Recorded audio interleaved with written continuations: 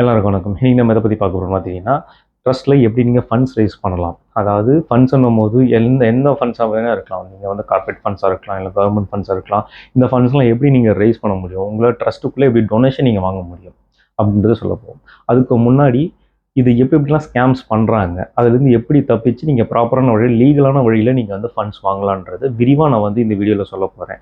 எதுக்கு விரிவான்றதை நான் அழுத்தமாக சொல்கிறேன் அப்படின்னு பார்த்தீங்கன்னா, இந்த வீடியோ வந்து பார்த்தீங்கன்னா கொஞ்சம் லென்த்தி வீடியோவாக தான் இருக்க போகுது.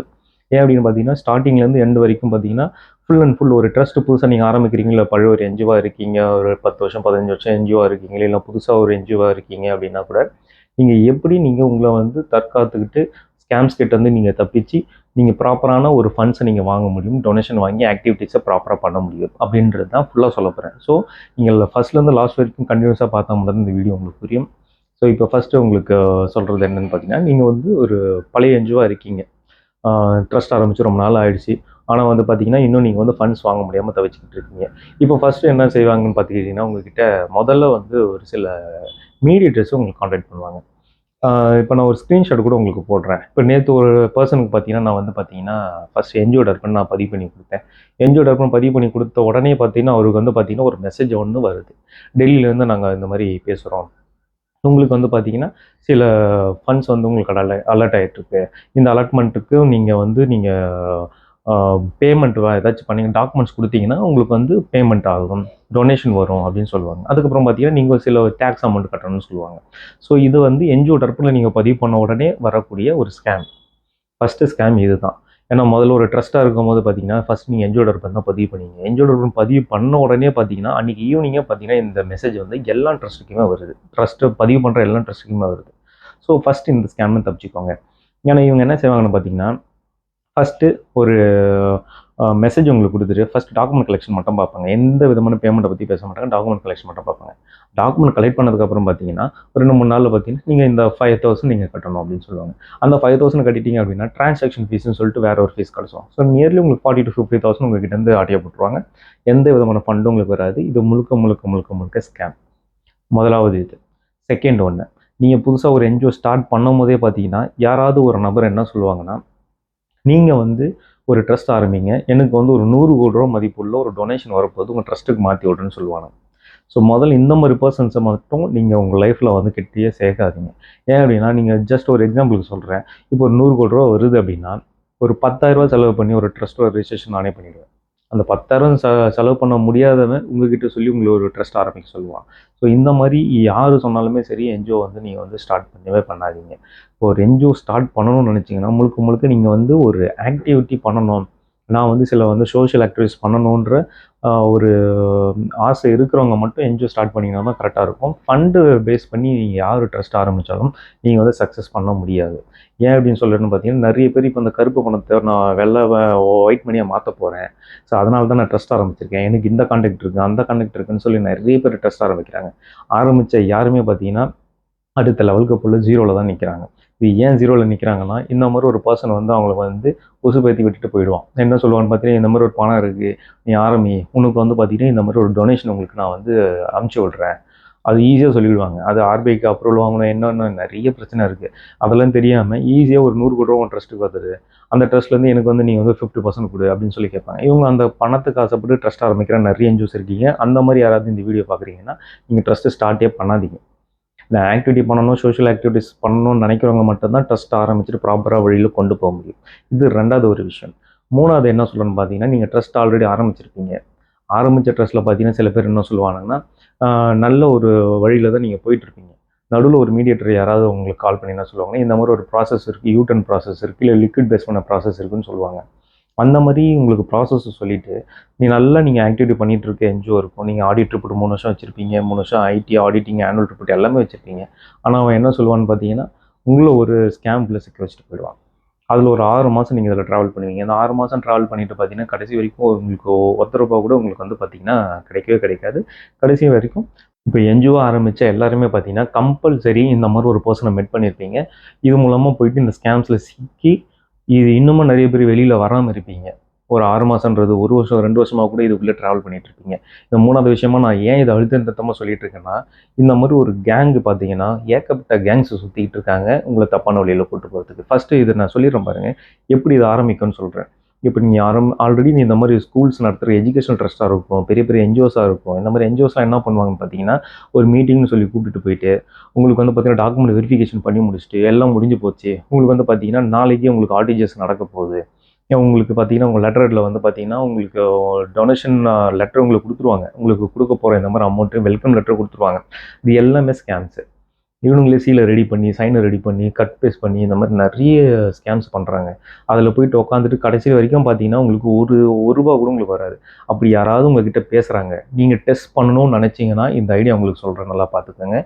இப்போ ப்ரீவியஸாக ரெஜிஸ்டர் பண்ண ட்ரஸ்ட்டாக இருக்கட்டும், புதுசாக ரெஜிஸ்டர் பண்ண ட்ரஸ்ட்டாக இருக்கட்டும், யாராக இருந்தாலுமே யாராவது ஒரு மீடியேட்டர் வந்து எனக்கு இந்த மாதிரி ஒரு ஃபண்டு பண்ண போகிறாங்க, 100 கோடி ரூபா பண்ண போகிறாங்க, உங்களுக்கு ஆர்டிஜிஎஸ் பண்ணால் யூ-டர்ன் கேட்குறாங்க, இல்லைனா உங்க லிக்விடாக கேட்குறாங்கன்னு சொன்னாங்கன்னா, இந்த ஒரே ஒரு கேள்வியை மட்டும் அவங்ககிட்ட கேளுங்க. திருப்பி அவங்ககிட்ட வரவே மாட்டான். என்னன்னு பார்த்தீங்கன்னா, நீ வந்து கம்பெனி பர்சனாக இருக்கிற, நீ ஒரு ஐடி கார்டே நீ போட்டுட்டு வந்தால் கூட நீ என்ன பண்ணு, உங்களை கம்பெனிலேருந்து எனக்கு ஒரு 1000 ரூபாய் என்னோட ட்ரஸ்ட் அக்கௌண்ட்க்கு டொனேஷனாக போடு. அப்போ நீ கம்பெனி பர்சன் நான் நம்புறேன். ஏன்னா ஐடி கார்டுன்றது ஈஸியாக இப்போ ஃபேப்ரிகேட் பண்ணிட்டு எல்லாமே வந்துடுறாங்க.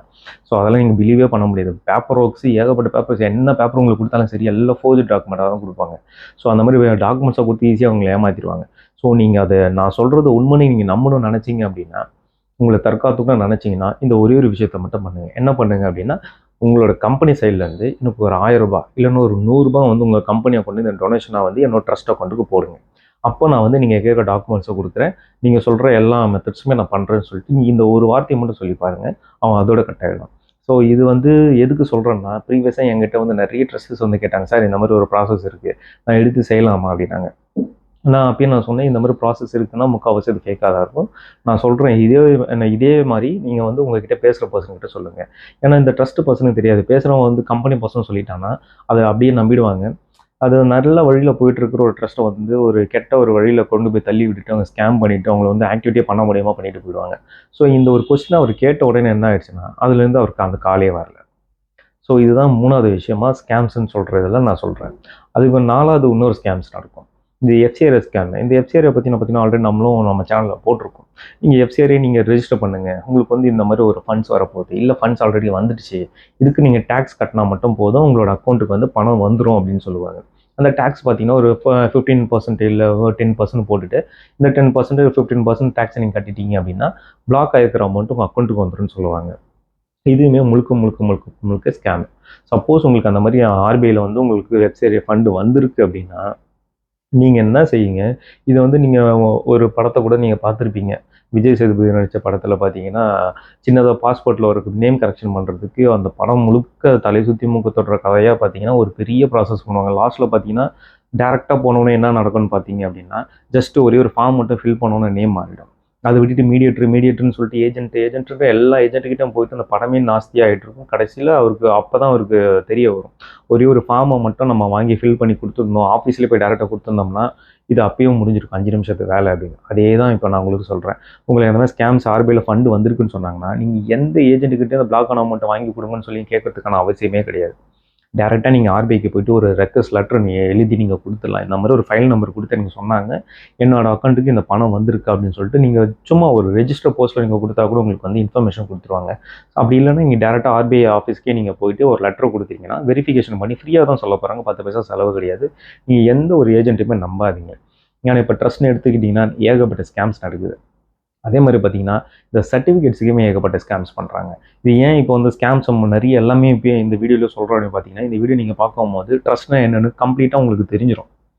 புதுசாக ஸ்டார்ட் பண்ணுறவங்களா இருக்கட்டும், ஸ்டார்ட் பண்ணவங்களா இருக்கட்டும், எப்படி யார் யாருக்கிட்டேருந்து ஃபஸ்ட்டு தப்பிக்கிறதுன்னு தெரிஞ்சுக்கிட்டா தான் அடுத்து டொனேஷன் பக்கம் நீங்கள் போக முடியும். ஏன்னா இந்த பாட்டுக்கு நீங்கள் போகணும், டொனேஷன் வாங்குறதுக்கு போகணும்னா ஃபஸ்ட்டு இந்த ஸ்கேமர்ஸ்லாம் நீங்கள் தாண்டி வந்து தான் ஆகணும். இப்போ நெக்ஸ்ட் நீங்கள் சர்டிஃபிகேட்ஸ் நீங்கள் ஒரு புதுசாக பதிவு பண்ணியிருப்பீங்க ட்ரஸ்ட்டு. பதிவு பண்ணிவிட்டு எல்லா ட்ரஸ்ட்டும் என்ன செய்வீங்கன்னா, நீங்கள் டர்பன், ஏடிஜி டோல், சிஎஸ்ஆர்லாம் எடுக்கணும்னு நினைப்பீங்க. ஸோ இதுலேருந்து நீங்கள் எந்த ஸ்கேம்ஸ்லேருந்து எப்படி தப்பிக்கணும்னு சொல்லிடுறேன். ஏகப்பட்ட கன்சல்டன்ட் இப்போ கிளம்பிட்டாங்க. அதை ப்ராப்பராக பண்ணுறவங்க இருக்காங்க, நான் யாரையும் குறை சொல்கிறது கிடையாது. ஏன்னா நானும் ஒரு கன்சல்டிங் ஒர்க் தான் பண்ணிக்கிட்டு இருக்கேன். நான் யாரையுமே வந்து கீழ்த்தனமாக பேசுகிறதும் கிடையாது, யாருமே நான் அவங்களோட ஒர்க்கை வந்து நான் அவமதிச்சு பேசுகிறதும் கிடையாது. ஏன் இதை நான் இப்போ பர்டிகுலராக சொல்கிறேன் அப்படின்னா, ஒரு சின்ன ஒர்க்கு ஏடிஜி டோல் இருக்கும். இப்போ வந்து பார்த்தீங்கன்னா நம்மக்கிட்ட வந்து பார்த்தீங்கன்னா ஒரு 7,000 பே பண்ணுறாங்க. சில பேர் 5,000 பே பண்ணுறேன்னு சொல்லி பண்ணுவாங்க. ஸோ இந்த ட்ரஸ்ட் இல்லாத ட்ரஸ்ட்டுக்குலாம் நம்ம வந்து ரொம்ப கம்மியான ப்ரைஸ்க்கு நம்ம பண்ணி கொடுத்து தாவான்னு சில ட்ரஸ்ட்டுக்கு நான் எதுவுமே வாங்காமல் பண்ணி கொடுத்துருக்கேன். ஏன்னா இது பிஸ்னஸாக பண்ணுறேன், எல்லாருக்கும் நான் ஃப்ரீயாக பண்ணிகிட்டு இருக்க முடியாது. அவங்கவுங்களுக்கு ஏற்றாப்புல நான் கம்மி பண்ணியும் பண்ணி விட்டுருக்கேன். இல்லாத ட்ரஸ்ட்டுக்கு நான் ஃப்ரீயாகவும் செஞ்சு கொடுத்துருக்கேன். கொடுக்கலன்னு நான் சொல்ல மாட்டேன், கொடுத்துருக்கேன். அதனால் பலன் அடைஞ்சவங்க நிறைய பேர் இருக்காங்க. சில பேர் கம்மியாக கேட்பாங்க, கம்மியாகவும் பண்ணி கொடுத்துட்ருக்கேன். இந்த வீடியோவில் நான் ஏன் பகிரமாக சொல்கிறேன் அப்படின்னு பார்த்துக்கிட்டிங்கன்னா, இப்போ ரீசெண்டாக ஒரு கன்சல்டன்ட்டு எனக்கு ஃபோன் பண்ணிவிட்டு அவர் என்ன சொன்னார்னா, எனக்கு வந்து அவர் வந்து ஒர்க் எடுத்து கொடுத்தவர். அவர் வந்து மீடியேட்டர். அவருக்கு மேலே இன்னொரு மீடியேட்டர். அதுக்கு மேலே இன்னொரு மீடியேட்டர். ஓகேங்களா? மொத்தம் 3 பேர் வந்து பார்த்தீங்கன்னா, அந்த ஃபைலை வாங்கி 4வது பர்சன என்கிட்ட கொண்டு வராங்க. 4வது பர்சன கொண்டு வர நானு, ஒர்க்கு செய்றவன். அதுக்கு 3 பேர் என்ன பண்றாங்க, ஃபைல் வாங்குனவங்க. கிளையண்ட் கிட்ட இருந்து ஒரு என்ஜிஓ கிட்ட இருந்து வாங்குனாங்க. இவங்க எவ்வளோ வாங்கியிருக்காங்க, சார்ஜ் பண்ணியிருக்காங்க ஏடிஜிட்டல் லைஃப்னு பார்த்தீங்கன்னா, கிட்டத்தட்ட பார்த்தீங்கன்னா ரூ. 80,000 சார்ஜஸ் பண்ணியிருக்காங்க. 80,000லேருந்து ஒரு ஒரு ஒரு ட்ரஸ்ட்டுக்கிட்ட 50,000, ஒரு ட்ரஸ்ட்டுக்கிட்ட 70,000, ஒரு ட்ரஸ்ட்டுக்கிட்ட 80,000 அந்த மாதிரி டார்கெட் பண்ணியிருக்காங்க. இப்போ நிறைய பேர் பார்த்தீங்கன்னா, இப்போ சிட்டி சைடில் இருக்க ஏகப்பட்ட பேர் பார்த்தீங்கன்னா, வீடியோ பார்க்க ஆரம்பிச்சுட்டாங்க. யூடியூப் பார்க்குறாங்க. நிறைய பேர் 4 பேர்கிட்ட விசாரிக்கிறாங்க. டேரெக்ட்டா போயிட்டு ஆஃபீஸில் போய் மீட் பண்ணுன்னு சொல்றாங்க. இப்போ என்னையும் பார்த்தீங்கன்னா, நிறைய பேர் நேர்ல மீட் பண்ணா தான் குடுப்பேன்னு சொல்லிட்டு நேர்லயே வந்து மீட் பண்ணியும் குடுக்குறாங்க. ஸோ இது எதுவுமே தெரியாம ஒரு ரூரல்ல இருக்கிற ஒரு பெர்சன்ஸ்னால இது எதுவுமே தெரியல. டிஜிட்டல்னா ஒரு பெரிய ஒரு விஷயமா இருக்கிற அவங்க கிட்ட பார்த்தீங்கன்னா, இது வாங்குனா நீங்க இவ்வளோ டொனேஷன் வாங்கலாம்னு சொல்லிட்டு அவங்கள ஆசை காமிச்சு அவங்கள கடன வாங்க வச்சு, அவங்கள வந்து கடனாளியா ஆக்கிட்டு அந்த பணத்த இவங்க வாங்குறாங்க. இதுதான் செஞ்சுக்கிட்டு இருக்காங்க. இத செஞ்சுட்டு என்ன பண்றாங்க, லாஸ்ட்ல என்கிட்ட வந்து வெறும் 5,000 குடுக்கலாமா, 4,000 குடுக்கலாமான்னு பேரம் பேசுற ஆளுங்க. பேசிட்டு என்ன செஞ்சுட்டாங்கன்னு பார்த்தீங்கன்னா, இதுல இவங்களுக்குள்ள ஃபைட் நடந்துச்சு. ஏன்னா ஒருத்தர் 25,000 எடுத்துக்கிட்டாரு. இன்னொருத்தர் 30,000 எடுத்துக்கிட்டாரு. இவருக்கு என்கிட்ட குடுத்தவருக்கு எந்த ஃபீஸுமே வந்து சேரல. ஆனா இவரு என்ன சொல்றாருன்னா, நீங்க இந்த சர்டிஃபிகேட்ட கேன்சல் பண்ணிடுங்க. ஏன் சார் கேன்சல் பண்ணணும்?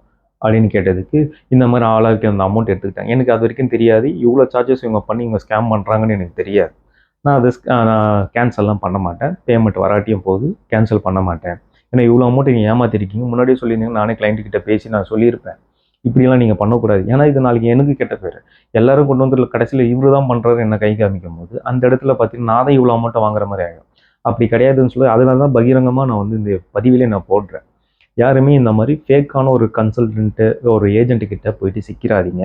இப்போ ஒரு ஒர்க் உங்களுக்கு நடக்கணும்னா, அதுக்காக தான் முன்னாடி விஜய் சேதுபதி படத்தையும் நான் சொன்னேன். ஒரு ஒர்க் உங்களுக்கு நடக்கணும் அப்படின்னு நினைச்சீங்க அப்படின்னா, டைரக்ட்டா யாரு செய்றாங்களோ, இது கரெக்ட்டா செய்வாங்கன்னு உங்களுக்கு தோணுதோ அவங்க கிட்ட கொண்டு போய் குடுங்க. ஏஜென்ட்ன்னு போயிட்டு அவங்க கிட்ட பணத்த வந்து வீணா விரயமாக்காதீங்க. ஏன்னா கன்சல்டன்ட் யாரையும் நான் தப்பா சொல்லல. திரும்பியும் சொல்றேன். நெறைய கன்சல்டன்ட் இருக்காங்க. எனக்கு ஒர்க் ப்ராப்பரா குடுக்குறவங்க இருக்காங்க. நாமினல் ஃபீஸ் வாங்குறவங்க இருக்காங்க. ப்ராப்பரா நடத்திக்கிட்டு இருக்காங்க. அதெல்லாம் போக இந்த மாரி ஏமாத்தி கிளையண்ட்டோட சர்டிஃபிகேட்ஸ் வந்து கேன்சல் பண்ணுன்னு சொல்ற த்ரெட் பண்ணி காசு வாங்குற ஆளுங்களும் இருக்காங்க. அது கிளையண்ட்ட வந்து நான் கேன்சல் பண்ணிடுவேன். எனக்கு இன்னும் 10,000 ஆகும். இன்கம் டேக்ஸ்ல பார்த்தீங்கன்னா டெல்லிக்கு போயிருக்கேன். அங்க போனா இவ்வளோ பைசா ஆகும். இப்படியும் ஏமாத்துறவங்களும் இருக்காங்க. ஸோ நீங்க ரெஜிஸ்டர் பண்றது மட்டும் உங்களுக்கு மேட்டர் இல்ல. ஒரு என்ஜிஓ வந்து நீங்க பதிவு பண்றது மட்டும் மேட்டர் கிடையாது. பதிவு பண்ணதுக்கப்புறம் இந்த சர்டிஃபிகேட் வைஸாவும் உங்களுக்கு ஸ்கேம்ஸ் நடக்கும். உங்களுக்கு டொனேஷன் மட்டும் ஸ்கேம் கிடையாது. சர்டிஃபிகேட் பேஸ் பண்ணியும் உங்களுக்கு ஸ்கேம்ஸ் நடந்துகிட்டு தான் இருக்கு. ஸோ இதெல்லாம் தாண்டி வரும்போது தான் உங்களுக்கு டொனேஷனுக்குள்ள நீங்க போக முடியும். இப்போ நம்ம டொனேஷன் பார்ட்ட நம்ம பார்த்துட்டோம். டொனேஷன் பார்ட்ட ஏன் பார்த்துட்டோம்னு சொல்றேன்னு பார்த்துக்கிட்டீங்கன்னா, இப்போ ஃபர்ஸ்ட்டு நீங்க வந்து இந்த சர்டிஃபிகேட்ஸ்லாம் வாங்கிடுறீங்க. வாங்கிட்டு மேலும் மேலும் மேலும்லாம் நிறைய பேர் வந்து சர்டிஃபிகேட்ஸ் அடுக்கிட்டே போகணும்னு நினைப்பாங்க. அடுத்து வேற எதனா சர்டிஃபிகேட் இருக்கா சார்? அடுத்து வேற எதனா சர்டிஃபிகேட் இருக்கா சார்? இதெல்லாம் கேட்காதீங்க. ஏன்னா உங்களுக்கு ஃபர்ஸ்ட்டு இந்த 4 தான் தேவை. ஏடிஜிட்டோர்ல சிஎஸ்ஆர், டர்பன். இந்த 4 நீங்க வாங்கிட்டீங்கன்னா, முதல்ல நீங்க லோக்கல் ஃபண்ட்ஸ வாங்குங்க. இது எப்படி நீங்க ஃபண்ட்ஸ் வாங்கணும்னு இப்போ நான் சொல்றேன். தெளிவா கேட்டுக்கோங்க. இப்போ நீங்க ஒரு ட்ரஸ்ட்டா இருக்கும் பட்சத்தில பழைய ட்ரஸ்ட்டா இருந்தாலும் சரி, புதுசா இப்போ ரெஜிஸ்டர் பண்ண ட்ரஸ்ட்டா இருந்தாலும் சரி, இந்த சர்டிஃபிகேட்ஸ்லாம் வாங்கிட்டீங்க அப்படின்னா, ஃபர்ஸ்ட்டு நீங்க செய்ய வேண்டியது, உங்களோட ஃப்ரெண்ட் சர்க்கிள்ல இருக்கிற டாக்ஸ் பேயர்ஸ் கிட்ட எவ்வளோ அமௌண்ட் அவங்க வந்து டாக்ஸ் எவ்வளோ கட்டுறாங்கன்னு கேட்டுட்டு, நீங்க டொனேஷன் பண்ண சொல்லுங்க. எனக்கு வந்து இந்த வரி விலக்கு இருக்கு. ஏடிஜி வாங்கியிருக்கேன். எனக்கு வந்து வரி விலக்கு இருக்கு. நீங்க எனக்கு டொனேஷன் பண்ணீங்க அப்படின்னா, உங்களுக்கு வந்து உங்களோட டாக்ஸ்லேருந்து சர்டைன் அமௌண்ட் வந்து ரெடியூஸ் ஆகும் அப்படின்னு சொல்லி நீங்க சொல்லுங்க. நான் வேற ஒரு பதிவுல சொல்றேன். இந்த டாக்ஸ வந்து எப்படி ரெடியூஸ் பண்ண முடியும்? எவ்வளோ பெர்சன்டேஜ் உங்க இப்போ 50%ன்னா ஒரு 1,00,000க்கு 50,000 அப்படியே டைரக்ட்டா குறைஞ்சிரும்னு கிடையாது. அதுக்கு ஒரு சில கணக்கு வழக்கு இருக்கு. அவங்க எவ்வளோ டொனேஷன் பண்ணலாம்? எவ்வளோ உங்களுக்கு ரெடியூஸ் ஆகுன்ற ஒரு கணக்கு இருக்கு. அது வந்து ஒரு ஷார்ட் வீடியோல வந்து நான் அப்புறமா ரெடி பண்ணி உங்களுக்கு போடுறேன். ஃபர்ஸ்ட் இந்த பேசிக்கா சொல்லிடுறேன். இப்போ நீங்க வந்து உங்களோட ஃப்ரெண்ட் சர்க்கிள்ல பிசினஸ் பண்ற பெர்சன்ஸ், ஐடி பே பண்ற பெர்சன்ஸ் எல்லார்கிட்டயும் சொல்லி இந்த மாதிரி டொனேஷன் உங்களுக்கு பண்ண வைக்கலாம். இது ஒரு பாயிண்ட். அதுக்கப்புறம் கம்பெனி கிட்ட வாங்குறது. இப்போ ஒரு கம்பெனி கிட்ட வாங்கணும் அப்படின்னா, இப்போ உங்களுக்கு பப்ளிக்காவே இதுக்கும் நான் சொல்லிட்டேன். நிறைய பேர் வந்து சிஎஸ்ஆர் அப்ளை பண்றதுக்கும் எனக்கு கால் பண்ணி கேட்குறீங்க. சார் நீங்களே சிஎஸ்ஆர் அப்ளை பண்ணி குடுங்க.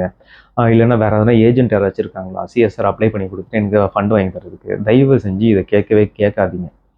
சிஎஸ்ஆருங்கிறது உங்களுக்கு வந்து பார்த்தீங்கன்னா ஓப்பனாகவே வந்து பார்த்தீங்கன்னா ஒரு வெப்சைட் இருக்குது, சிஎஸ்ஆர் எக்ஸ்சேஞ்ச் போர்ட்டல் அப்படின்னா ஒரு வெப்சைட்டே இருக்குது. நீங்கள் சிஎஸ்ஆர் சர்டிஃபிகேட் எடுத்துட்டீங்க அப்படின்னா இமீடியட்டாக நீங்கள் வந்து உங்களோட சிஎஸ்ஆர் நம்பர் போடும்போது சில பேருக்கு ஓடிபி வராது. ஆனால் ரெஜிஸ்டர் பண்ணலன்னு காட்டும். ஏன்னா டேட்டா பேஸில் லேட்டாக வந்து அவங்கள அப்டேட் பண்ணுவாங்க. ஒரு 1 வீக் இல்லைன்னா ஒரு 1 மந்த் கழிச்சு உங்களோட சிஎஸ்ஆர் நம்பரை சிஎஸ்ஆர் எக்ஸ்சேஞ்ச் போர்ட்டலில் போய் சைன் அப் பண்ணும்போது ஓடிபி உங்கள் மெயிலுக்கு வரும். அது வந்ததுக்கப்புறம் ரெஜிஸ்டர் பண்ணிவிடுங்க. ரெஜிஸ்டர் பண்ணிவிட்டு அதிலேயே பார்த்தீங்கன்னா உங்களுக்கு ஆப்ஷன்ஸ் இருக்கும். என்னென்ன கம்பெனிஸ்லாம் உங்களுக்கு சுற்று வட்டாரத்தில் இருக்குது, அவங்க என்ன மாதிரி ப்ராஜெக்ட்டுக்கு ஃபண்ட்ஸை கொடுக்குறாங்க அப்படின்னு ஒரு அதுலேயே உங்களுக்கு கேட்டகரி வைஸாக பிரிக்கலாம். இல்லை நியரஸ்ட் கம்பெனிஸ் எல்லாமே கேட்டகரி பிரிக்கலாம். அந்த கம்பெனிஸ் கிட்டலாம் நீங்கள் வந்து அப்ரூவல் வாங்கி அப்பாயின்மெண்ட் வாங்கி நீங்கள் டேரெக்டாக நீங்கள் போய் மீட் பண்ணுங்கள். எந்த ஏஜென்ட்டுமே உங்களுக்கு வேணாம். இல்லைன்னா ஒரு எக்ஸிக்யூட்டிவ் நீங்கள் சேலரிக்கு ஒரு எக்ஸிக்யூட்டிவ் ஃபிக்ஸ் பண்ணிக்கோங்க. ஃபிக்ஸ் பண்ணிவிட்டு இல்லை உங்களோட வாலண்டியர்ஸ் யாராவது ஃபிக்ஸ் பண்ணிக்கோங்க. உங்களோட ஃபைல்ஸ் எல்லாம் கொடுத்து அவங்கள போயிட்டு மீட் பண்ண வச்சு உங்களோட ப்ராஜெக்ட் என்ன நீங்கள் செய்ய போகிறீங்க, உங்களோட சொசைட்டிக்கு என்ன செய்கிறீங்க, உங்கள் அக்கம் பக்கத்தில் ஏதாவது ஒரு நீட் இருக்கா, அந்த நெசசரி எப்படி நீங்கள் பூர்த்தி செய்ய போகிறீங்கன்றத ஒரு ப்ராஜெக்டாக நீங்கள் ரெடி பண்ணுங்கள். இல்லைனா அந்த கம்பெனிஸ் என்ன ப்ராஜெக்ட்டுக்கு ஃபண்டு கொடுக்குறாங்கன்னு பார்த்துட்டு அதுக்கேற்றப்ப நீங்கள் வந்து பார்த்தீங்கன்னா ப்ராஜெக்ட் ப்ரொபோசல் ரெடி பண்ணி அதை எடுத்துகிட்டு போய் சப்மிட் பண்ணுங்கள். அதை எக்ஸ்பிளைன் பண்ணுங்கள். அது ஓகே ஆயிடுச்சுன்னா அவங்களே டேரெக்டாக உங்களுக்கு ஃபண்டிங் பண்ணுவாங்க, இல்லைனா மெட்டீரியலாக கொடுப்பாங்க. இதுதான் கம்பெனிக்கிட்ட நீங்கள் வாங்குகிற ஃபண்ட்ஸுக்கு உண்டான வழிமுறை. இது நிறைய பேர் தப்பாக எடுத்துக்கிட்டு ஏதோ ஒரு நெட்வொர்க்கிங் குரூப்பில் போய் மாட்டிக்கிறீங்க. அவங்க ஃபண்டு வாங்கி தராங்க, இவங்க ஃபண்டு வாங்கி தராங்க. யாருமே உங்களுக்கு வந்து ஃபண்டெல்லாம் வாங்கி தரத்துக்கான வாய்ப்பே கிடையாது. அப்படி நீங்கள் யாராவது ஃபண்டு வாங்கி கொடுத்தாங்கன்னு காமிச்சிங்கன்னா அதுக்கப்புறம் நான் அதுக்கு நான் ஆன்சர் பண்ணுறேன் உங்களுக்கு. ஏன்னா எனக்கு தெரிஞ்ச வரைக்கும் 99% இது வரைக்கும் யாருமே ஃபண்டு இந்த மாதிரி வாங்கி கொடுத்தது எனக்கு தெரியல. நான் இது வரைக்கும் பார்த்தீங்கன்னா 3000 என்ஜிஓஸ்க்கு நான் ரெஜிஸ்ட்ரேஷன் பண்ணி கொடுத்துறேன். 3000 என்ஜிஓஸ்க்கு மேலே நான் இந்த பார்த்தீங்கன்னா இந்த சர்டிஃபிகேட்ஸில் ரெஜிஸ்ட்ரேஷன் பண்ணி கொடுத்துருக்கேன். நம்ம வந்து சென்னை மட்டும் பண்ணுறது கிடையாது. நம்ம இந்த இந்தியா ஃபுல்லாக இருக்கிற எல்லா ட்ரெஸ்ஸுக்குமே பண்ணிகிட்ருக்கோம். நம்மக்கிட்ட பார்த்தீங்கன்னா சென்னையிலேருந்து ஸ்டார்ட் பண்ணி காஷ்மீர் வரைக்கும் கூட நம்ம கிளைண்ட் இருக்காங்க. எல்லாம் எல்லா லாங்குவேஜ் பேசுகிற பர்சன்ஸாக இருக்காங்க. எல்லாருக்கும் நம்ம ஹைதராபாத்தில் பண்ணி கொடுத்துருக்கோம், பெங்களூரில் பண்ணி கொடுத்துருக்கோம், கேரளாவில் பண்ணி கொடுத்துருக்கோம், வெஸ்ட் பெங்காலில் பண்ணி கொடுத்துருக்கோம், காஷ்மீரில் கொடுத்துருக்கோம். ஸோ எல்லா ஏரியாவும் கவர் பண்ணி தான் நம்ம ஒர்க் பண்ணி கொடுத்துட்ருக்கோம். ஸோ இது வரைக்கும் யாருமே வந்து பார்த்தீங்கன்னா இந்த மாதிரி ஃபண்ட்ஸ் வந்து ஏஜென்ட் மூலமாக வாங்கினதா சரித்திரம் கிடையாது. அப்படி மேபி வாங்கியிருந்தா அது ஏதாவது ஒரு வகையில் வாங்கியிருக்கலாம் அப்படின்றது யாராவது சொன்னீங்கன்னா அதை ஏற்றுக்கிறேன். ஏதோ 1%ல் நீங்கள் வந்து யாராவது அந்த மாதிரி ஏஜென்ட் மூலமாக போயிட்டு ஏதோ ஒரு ஃபண்டை முடிச்சிருப்பீங்க. ஆனால் இதுலேயும் நிறைய இருக்குது. அடுத்து அந்த கேஒய்சி ஃபண்டு நான் கேஒய்சி ஃபண்டு மேட்டர் தான் வரேன். ஸோ இது வந்து பார்த்தீங்கன்னா கம்பெனி சைட்லேருந்து வாங்குறதுக்கான வழிமுறை இதுதான். எந்த ஏஜென்ட்கிட்டையும் போகாதீங்க சிஎஸ்ஆர் ஃபண்டுக்கு. சிஎஸ்ஆர் ஃபண்டு வாங்குற வழிமுறை இதுதான். நெக்ஸ்ட் பார்த்தீங்கன்னா உங்களுக்கு கவர்மெண்ட் ஃபண்டிங்காக நிறைய பேர் கேட்குறீங்க. கவர்மெண்ட் ஃபண்டுக்கு பார்த்தீங்கன்னா சார் ஏதோ கவர்மெண்ட் ஃபண்டுக்கு அப்ளை பண்ணி கொடுங்க, இதுக்கு எவ்வளோ பேமெண்ட் ஆகும்? நீங்கள் சர்டிஃபிகேட்டுக்கு மட்டும் தான் நீங்கள் வந்து பேமெண்ட் பண்ணி நீங்கள் சர்டிஃபிகேட் வாங்கணும். நீங்கள் ஒரு ப்ராஜெக்ட் வாங்குறதுக்கு நீங்கள் போய் பணத்தை கட்டுறீங்கன்னா அப்போ நீங்களே ஒரு ஷார்ட்கட்டை தேர்ந்தெடுக்கிறீங்க. அப்போ நீங்கள் ஏமாந்தால் நீங்கள் போயிட்டு கம்ப்ளைண்ட் கூட கொடுக்க முடியாது. அதுதான் உங்களுக்கு சொல்கிறேன். எந்த கவர்மெண்ட் ஃபண்டிங்கும் பார்த்தீங்கன்னா நீங்கள் வந்து அந்த மாதிரி வந்து பார்த்தீங்கன்னா யாரையுமே பிடிச்சாங்க. இன்ஃப்ளூயன்ஸ் இருக்கிறவங்க ஏதோ பண்ணுறாங்கன்னு சொல்கிறாங்க, அதெல்லாம் எனக்கு தெரியாது. நான் அந்த மாதிரி பர்சன் கிட்டலாம் நம்ம வந்து இது வரைக்கும் நம்ம கான்டாக்ட் வச்சது கிடையாது. இன்ஃப்ளூயன்ஸ் இருந்து அவங்க போய் போகிறாங்கன்னா அதெல்லாம் வேறு விஷயம். ஸோ நான் பேசுகிறது ஜென்ரலாக இருக்கிற என்ஜிஓஸ். நீங்கள் எப்படி பண்ணணும், இதை தான் பண்ணணும், யாருக்கிட்டே இப்போ ஏமாறக்கூடாதுக்காக தான் இந்த பதிவு. எப்படி ஃபண்டு வாங்குறதுன்னு நான் சொல்லிட்டேன். நீங்கள் உங்களோட டேக்ஸ் பேயர்ஸ்க்கே உங்கள் ஃப்ரெண்ட்ஸுக்கிட்ட சொல்லலாம், உங்கள் பிஸ்னஸ் பண்ணுற உங்கள் ஃப்ரெண்ட்ஸுக்கிட்ட நீங்கள் சொல்லலாம், இல்லை சுற்று வட்டாரத்தில் இருக்கிற கம்பெனிஸ் கிட்ட எப்படி வாங்கணும், சிஎஸ்ஆர் எப்படி நீங்கள் பார்க்கணுன்றது சொல்லிட்டேன்.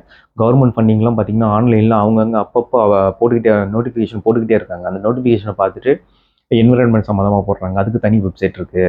அதே மாதிரி பார்த்தீங்கன்னா உமன் எம்பவர்மெண்ட்டுக்கு பற்றி இருக்குது, ஸ்கில் இந்தியாவுக்கு இருக்குது, ஏகப்பட்டது இருக்குது. அந்த மாதிரி ஒவ்வொரு வெப்சைட்லேயும் பார்த்தீங்கன்னா ஒவ்வொரு நோட்டிஃபிகேஷன் கொடுப்பாங்க.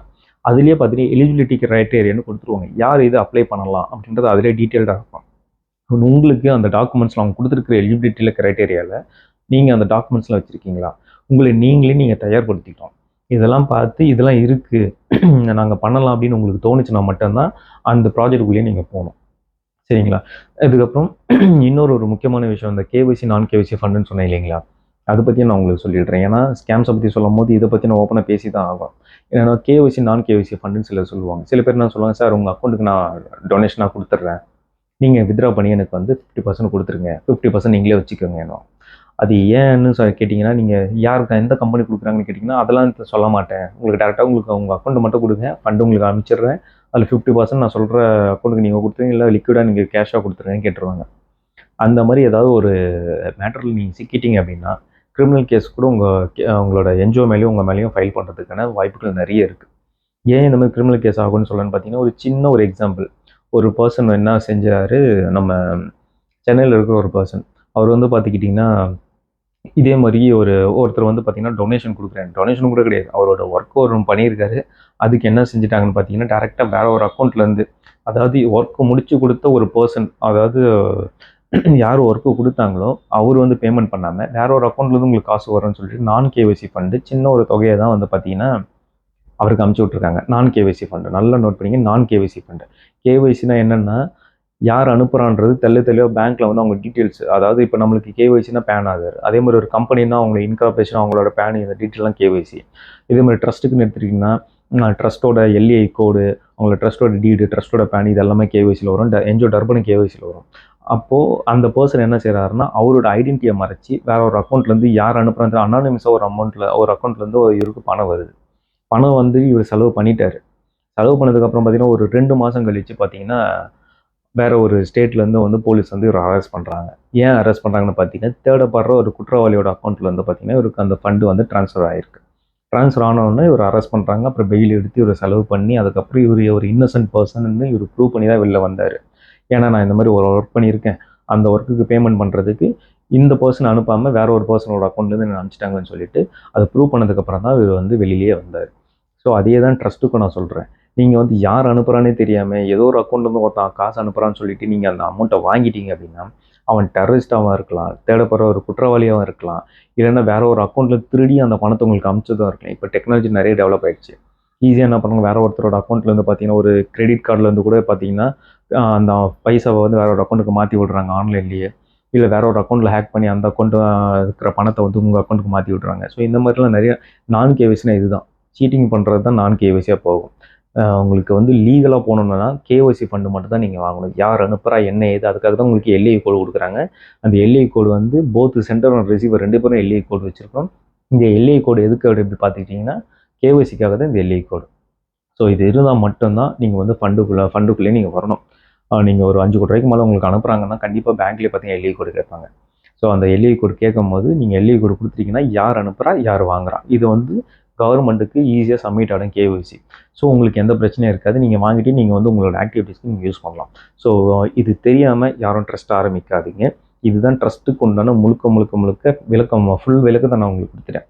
அதை எப்படி ஆரம்பிக்கணும், எப்படி ஸ்கேம்ஸ்கிட்ட தப்பிக்கணும், ஃபண்ட்ஸ் எப்படி வாங்கணும், அந்த ஃபண்டுலேயே நான் கேஒய்சி கேஒய்சி ஃபண்ட் 2 டைப் இருக்குது. அது 2த்துக்கூட விளக்கமும் நான் கொடுத்துட்டேன்.